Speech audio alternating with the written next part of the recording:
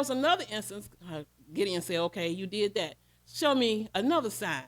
So he had a piece of cloth that he left outside.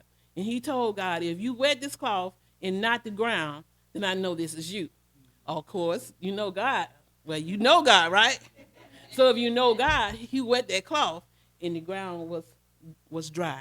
So you know when dew falls from the sky, it wets everything that's in its place, right?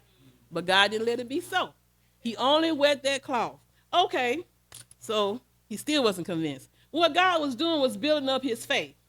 And sometimes that's why God allows us to go through trials, so he can build up our faith. So he can give us the strength we need to go on and do and fight the battle of the enemy. Okay, Gideon asked one more thing. He said, okay, you wet the cloth. This time I want you to let the cloth stay dry and you wet the ground. Okay, so he was testing God again. Not really testing him, but he wanted to make sure it was God. Because you know the devil can talk to you too. So you want to make sure when somebody said go, that it's God saying go. That it's not the devil. Because see, the enemy can tell you to go, and when you go, you get all messed up because it wasn't God.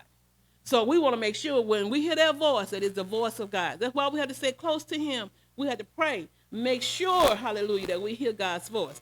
Okay, so the ground was wet, and the cloth was dry. Okay, so now Gideon believes. But Gideon still said, I can't do it by myself. So God allowed him to get some of his men together so they can go and try to fight the Midianites.